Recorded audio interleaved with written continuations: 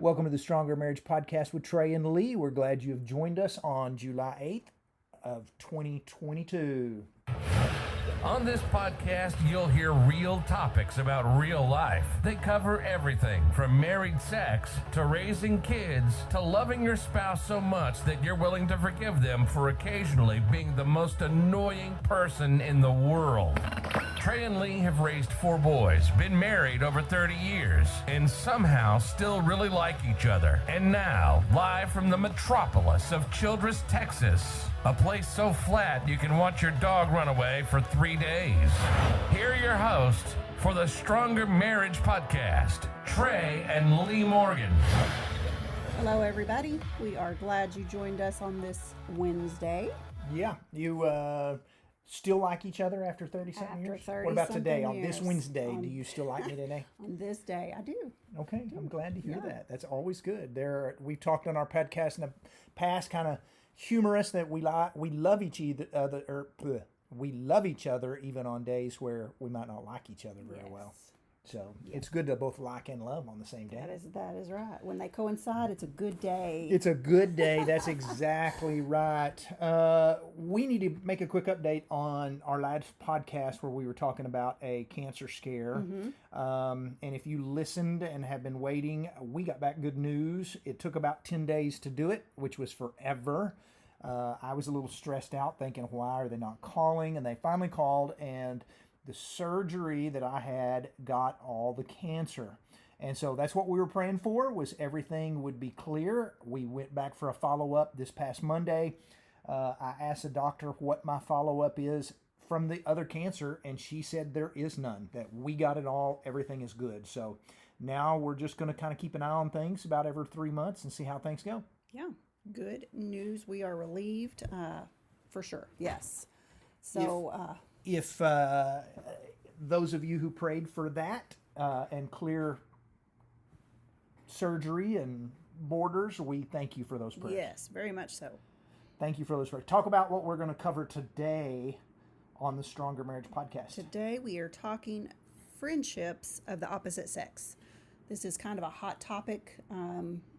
We've done it once before. We've mentioned it several times in several episodes that we've done, but there's always a lot of listeners when we do this topic. There are, and that tells you, anytime we have a lot of listeners, it tells you that we have hit a kind of a touchy subject. We threw something on Twitter the other day that just said, what would you like us to cover on our podcast? And the majority of votes were rules for friendships of the opposite sex. So it's not a new thing, but it's a thing that needs to be covered regularly, because a lot of marriages and a lot of couples kind of don't know the boundaries of kind of how do we handle this? What should we do with this? And so we're going to talk about some of those things today. We're going to tell you a little bit about our rules that we kind of have, and we want to be real careful about friendships with the opposite sex, because those can be a blind spot in marriage. Yes, they sneak up very, very very innocently usually. You're not ever just seeking to find a friend of the opposite sex. It just sneaks up on you. Yeah, we're going to talk in a little while about 95% of affairs that take place today take place with someone that somebody was already friends with. And so it's one of those things that most affairs come from a friendship that they have where they've started sharing some details of stuff that are going on, and before you know it, their friendship gets to be a little more than it should be, and it turns into an emotional affair. We're going to talk about that in a minute too. But friendships of the opposite sex and blind spots in marriages are little things that can mess up your marriage that you don't see. Blind spots in a car are, I think I ask Lee pretty regularly, is anybody over there, or am I clear that direction? Because sometimes you can't see very well, and she'll go after the red car or whatever. And so friendships of the opposite sex are kind of a blind spot, meaning you really need to talk about this. You really need to make some plans with this, because sometimes you can't see it coming, and you don't want to be T-boned in your marriage relationship for something you didn't prepare or plan on. One of the things that a lot of couples think is that it's just really not a big deal. A lot of couples go, what's the big deal about friendships of the opposite sex? Every marriage needs some boundaries and some rules, and there's kind of some warning signs on things that kind of tell you, hey, is my friendship with this person becoming too friendly? And some of those friendships that we might want to talk about, that you don't want to ignore is, for example, if you find yourself consistently texting with someone of the opposite sex, and it's not strictly confined to necessity communication for work or other necessities. Meaning there are times Lee and I, we both text other people and go, hey, don't forget the meeting's at 9, or don't forget to pick this up, whatever. But we never text people of the opposite sex to go, how was your day? What have you been doing? Tell me about what's going on in your world. And so if you are constantly texting someone of the opposite sex to just visit, I don't know that that's really a healthy thing for your marriage. No. That's one of those things that just sneaks up. It sneaks up on you, and it happens. Yeah, and so don't ignore the warning signs. That's what we are trying to get across to you, is don't ignore them, and because they are sneaky. If you're trying to arrange more meetings or together time than you need to, if your friendship started at work and you're thinking, I want to work on that project, or let's see if we can have lunch during our meet up in the workroom for lunch or whatever. If you find yourself trying to do things like that with this person, if it's becoming intimate emotionally, if you're texting, calling, hanging out a lot. Just all those things are bad, or things that you really need to be looking for, just kind of an unhealthy thing. Yeah. We all understand where physical affairs come from, and that's physically touching someone of the opposite sex that you're not married to, or the same sex. We can put it that way as well, because in this day and age, sometimes we have to say those things. But emotional affairs is where we connect with a friend that really, that friendship takes the place of something that we're supposed to do with our spouse. So if I started texting another woman and checking on her every day and asking how she's doing, and we have long texting threads of communication and things about life, and yet I don't do that with my wife, that's not a good thing. And if we hear all the time, and it is a real thing, emotional affairs, where people find out, my husband has been texting a coworker 1,000 times last month, or my wife has locked me out of her cell phone because she's texting a guy from work or somebody that she met. These are just as harmful and deadly as a physical affair, and you have got to be so cautious with them. As we said earlier, 93 to 95% of affairs begin with a friendship. And so you may be looking at it right now going, oh, we're just friends. But is that going somewhere? You've got to be so cautious with that, because sometimes that friendship turns into more than what it's supposed to be. That's right. And when we talk about the intimacies, we've covered that a lot. There's physical intimacy, there's emotional intimacy, there's spiritual intimacy, recreational intimacy. All of those intimacies, if you're doing that with somebody else, that creates feelings for your spouse, that you're sharing a part of you with somebody else that you should be sharing with your spouse and your spouse only. So, any of those things, if you're finding yourself being intimate in any of those areas with somebody else, it's a danger sign. If you find yourself thinking about that other person a lot, to the point of being distracted when you're with your spouse, like you're with your spouse, but you're thinking of the other person. Right. If you're concerned about what that other person will think of you, will they like this outfit that I'm putting on, whatever it is, then you've gone too far. You're developing feelings. Yeah. If I'm putting on cologne every morning before work because a lady has said that she likes the way that it smells, yeah, you're really kind of going too far with this. You need to be cautious with what you're trying to do to impress somebody that you're not married to. Yeah, you find yourself wanting to hang out with them because they make you feel good about yourself. You stop by their desk to hang out, to visit, to whatever it is. You find out when their gym time is so you can spend time with them at the gym, whatever it is. You want to get together outside the context of your initial or primary connection, meaning maybe you see them at the gym and you ask them if they want to have coffee, or maybe you see them at work and you ask them, hey, do you want to catch lunch sometime?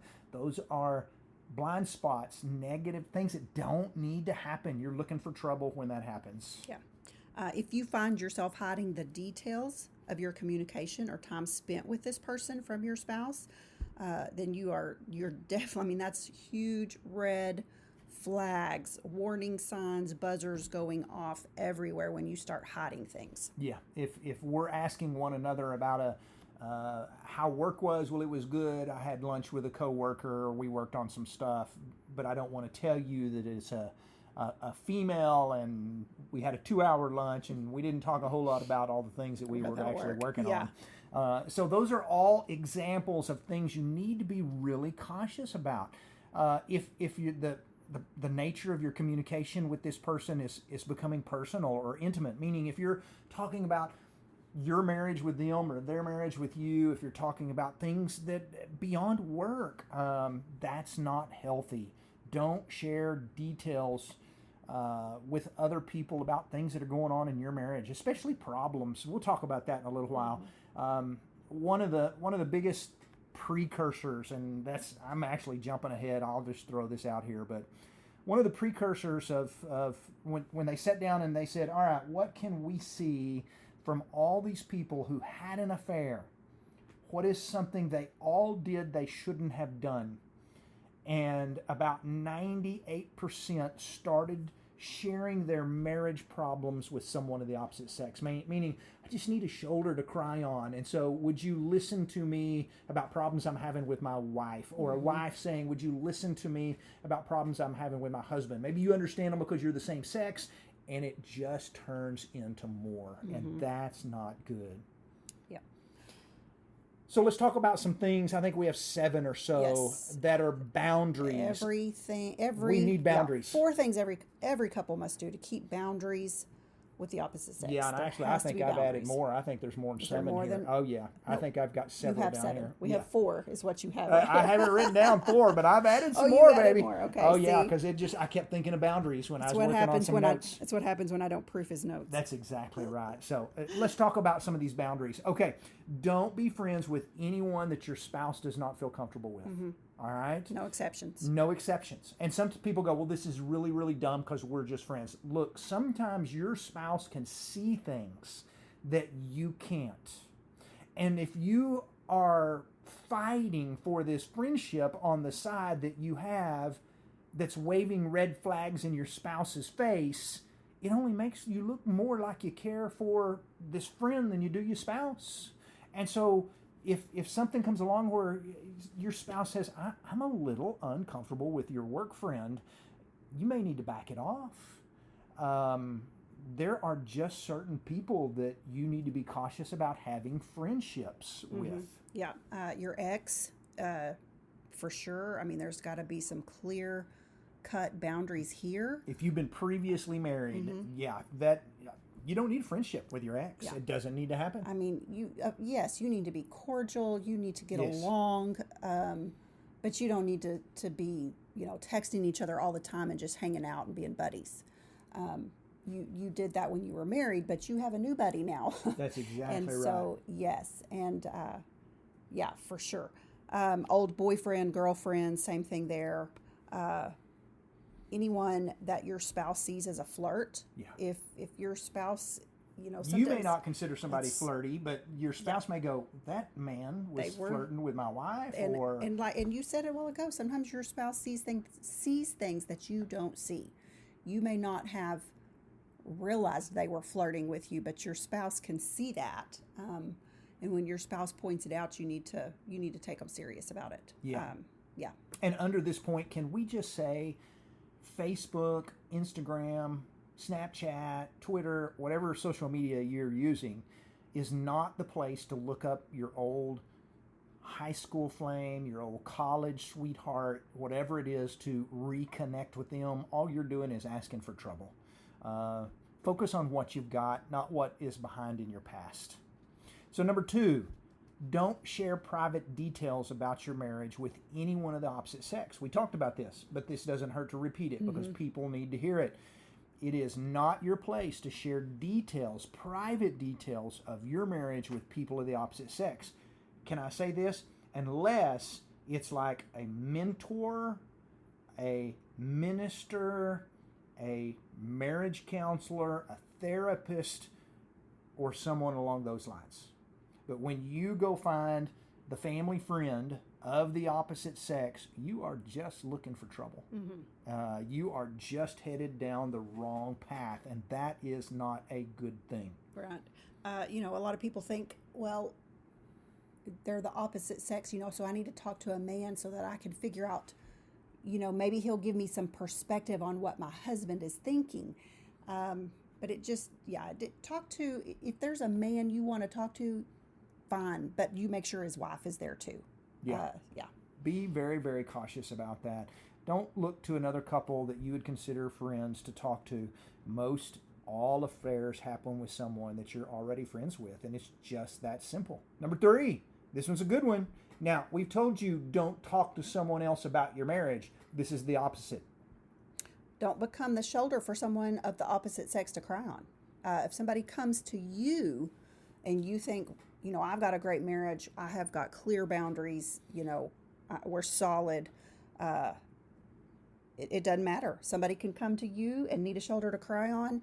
You need to hand them a tissue and walk away. Yeah. And that sounds cold-hearted, but you can offer them sympathy right then and there. It does not have to go any further than that. You can refer them to somebody else, a counselor, like Trey said. You refer them to a counselor, something like that. But you don't have to be that shoulder to cry on. Not at all. If someone comes to you and says, can I talk to your husband and wife? That's one thing. But someone of the opposite sex talking to you alone is just looking for trouble. Yeah. Tell them, say, I am so sorry. I will pray for you, and let me help you find someone who can help you better than we can. Here's a note we received a while back from an actual letter. Get this. We want to read it to you and see if you catch the red flags in this. Let me read it. Yeah. Okay, so they said, what's the proper protocol for spouses when it comes to helping other people of the opposite sex with problems, especially problems of the marital variety? Sadly, my brother and his wife are in the process of divorcing. My sister-in-law called my husband the other night to see if he would meet with her to provide counseling and advice. I think this crosses the line. She should be discussing her problems with another woman, not my husband. He, on the other hand, feels that he might be able to help in some way. What do you think? That's kind of what I said a while ago. She's wanting a man's perspective, but I mean, what I think is exactly what I said. If she wants to talk to him, fine, but they both need to, the husband and the wife need to be there together. Yes. And so what's taking place here is a sister-in-law should have asked a husband and a wife, and a husband should have said, no, I am not going to my sister-in-law's without my wife. Yeah. And so this was just an example of, this was may not have ever happened, anything happened here, but all we're saying is, a line was crossed. A border was pushed out that should have been considered, because he should have gone, no, I am not going over there by myself.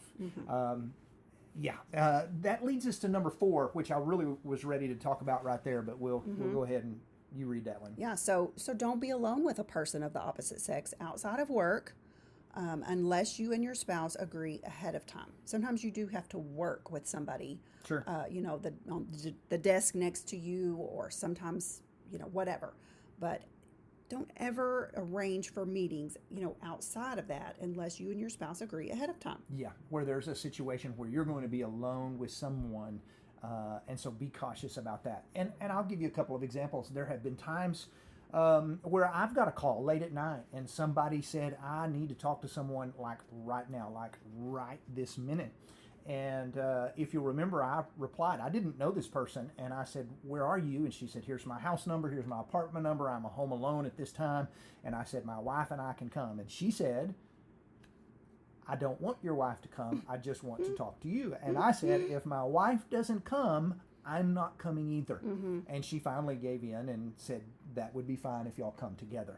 But the point was I was not going to go over to somebody's house, somebody I didn't know where I was going, what I was doing, without taking you with me. And that was just a smart way of saying, I'm going to be careful. I'm not going to put myself in a situation where somebody could accuse me of something. Right. Anything. Somebody could look up and go, hey, I know that lady. Why was Trey's pickup at her house at 11 o'clock at night? And so I'm not going to put myself in a situation to where something may hurt my marriage. I worked too hard on my marriage to hurt my marriage. Absolutely. So, I'm trying to see where we are here. Oh, you're checking notes, aren't you? So what you want to do is, if you're going to meet with people, have somebody there with you. Yeah. Hanging out is the same way, meaning, hey, maybe an old friend comes through town and says, would love to see you. Always include your spouse. We've got a workshop this weekend in Abilene, Texas. We got some folks probably signed up that may be listening. We're excited about that. I've got a sweet lady that I have known since she was a little bitty girl. And she said, you got any time to get together? And I said, let me check and see if my wife and I do. Because I wanted to make sure she understood that although she may not have a connection with you and she knows me from camp, it's going to include my wife and I. Yes. And so those are just, if I'm going to hang out with someone that's the opposite sex, I'm going to include my wife. And that's just common sense. Yep. Number 6. Never flirt with other people other than your spouse. I mean, that's common sense. That's just common sense. But we want to throw that out there because Yeah. some people think that's no big deal. I'm just saying, hey, be cautious about that. Don't send messages that can be construed as flirty. Be cautious about text messages. Sometimes we message other people and we include each other in a little group message because sometimes we have to text something about how are you, what's going on, is there anything that I can do for you, and we'll throw one another in the group. That's just good, healthy boundaries. It is. And let me just throw this out there because there are some personality types that are just very, very friendly, very complimentary. You're one of those. You're touchy. You touch people when you talk to them. You It's my love smile. language. You compliment them. And I have to remind you sometimes that with single ladies, you need to sometimes cool it because They may take they that may in a take wrong that way. Yep. as oh, he likes me, he was flirting with me, when that is totally your personality. That's how you greet everybody. But you have to be careful with who you act that way with. Yes. So Yep. if you are that kind of person that's just naturally friendly to everybody, be careful because there are people out there that can just take it the wrong way. It is. And that's why you don't want to have anything misconstrued as being flirty or interested or anything else. And so that is true. That is true. Lastly, and this is really good, we do this. We think it's good in every marriage. We share passwords with one another on social media. We share passwords on our cell phones. We think that there's accountability in that, meaning Lee is welcome to look at my phone and I can pick her phone up anytime I want to look at something or check something. Not that we're checking on one another, but there are times where my phone goes off and I say, hey, would you see who that is trying to get a hold of me? And I want her to know she is welcome to look at whatever text it is. And I'm not hiding anything from her. She is not hiding anything from me. And sometimes if you've sent me a text message, a lot of times she's the one that answers because I may be driving at the time and I'll tell her, answer this. But accountability is found in not hiding things on your phones from one another, not locking your spouse out of your phone, because that is a huge issue with the friends of the opposite sex, because phones are such an area where you can build a friendship and hide it from your spouse. There have been people that go as far as not just deleting text messages, but changing someone of the opposite sex that they are having an emotional affair with to a fake name of someone of the same sex, so that their spouse looks down and goes, I don't know who Bob is, but he's just texting some guy named Bob when it's really some girl named Sarah. Right. And so, I mean, it's a real thing. Yeah. Don't get yourself to that position. That's not a healthy area to be in. And while sometimes these are just you may look at these and go, this is just common sense. It is, but sometimes we need to be reminded of some simple common sense things. That's right. And we talk about all the time in marriage, you need to be spending time with each other. You need to be spending time with your spouse because that's how you grow your friendship. That's how you grow in communication. That's how you grow in intimacy. And it's just common sense that if you're spending time with somebody else, you're growing all of those things with somebody other than your spouse. Romantic relationships usually come out of recreational activities and intimate conversations. So if you're spending more time having fun with a friend, then know that that can easily lead to something more. Ooh, that's a good point. That is a good point. All these things are common sense things that need to be replayed and reminded. I need to hear these things on a regular basis. I need to be reminded of things like this all the time. My marriage is too valuable for me to let my guard down and some blind spot catch me and T-bone me in the side because I wasn't paying attention to what was going on. And we have to be cautious in our marriages.